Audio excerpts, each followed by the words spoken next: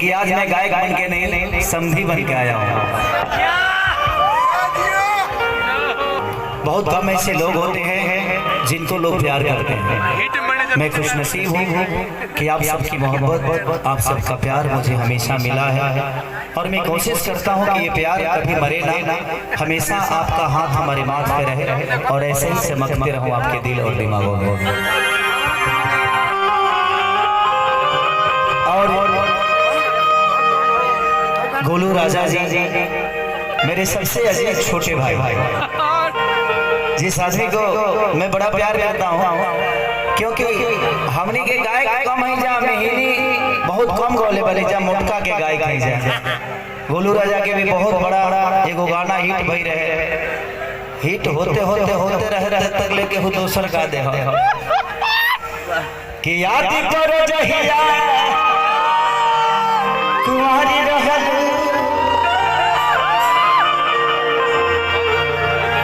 कि गोलुआ से पहले बट कोई नहीं, हिम्मत महारिये बिसारिये न राम को, दुनिया आपके संगीत को चुरा सकती है बट आपके लक्ष्य को और आपके भविष्य को और आपकी ऊर्जा को नहीं चुरा सकती। आप ऊर्जवान हैं, गोली लगला के बाद इतना ऊर्जा में तू गावे आई लव यू भाई, थैंक यू सो मच कि आज इस महफिल में मैं ही नहीं बल्कि बहुत सारे ऐसे लोग हैं और जितने लोग हैं, जितने भी हमारे गार्जियन स्वरूप हमारे सामने बैठे हैं, कुछ लोग कलकत्ता से आए हुए हैं, कुछ लोग प्रोड्यूसर भी हैं, हमारे सुरेंद्र भाई जिन्होंने लेकर मुझे 4 से 5 फिल्में बनाई है और रोहित भैया का बहुत योगदान रहता है, बुलबुल भैया, रोहित भैया, सारे लोग बड़ा प्यार करते हैं हमें। मैं कलकत्ता जब भी जाता हूँ तो होटल में नहीं भैया की आवाज़ पे रहता हूँ क्योंकि वहाँ अपनापन नजर आता है। तो अगर इस बारात में मैं नहीं रहता तो शायद मैं अपने आप को मिस करता, इस जगह को मिस करता, उस मोहब्बत को मिस करता जो आप सबसे मुझे मिलती है। तो दिल से थैंक यू कि आप लोग इस लायक मुझे समझते हैं। तो देखा बी फ्लैट ना बी हाँ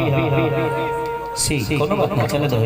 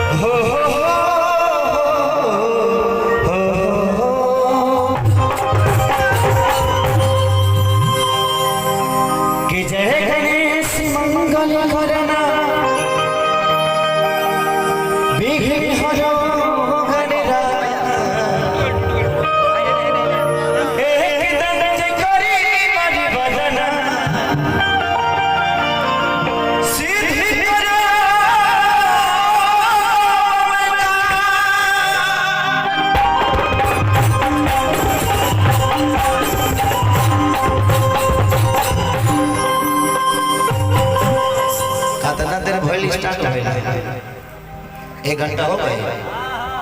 10 बजे भइल है। हाँ तो अभी देवी गीत एगो गा साथ ओकरा बात होबे करी कि अबे बस करी रे पगली रहे दे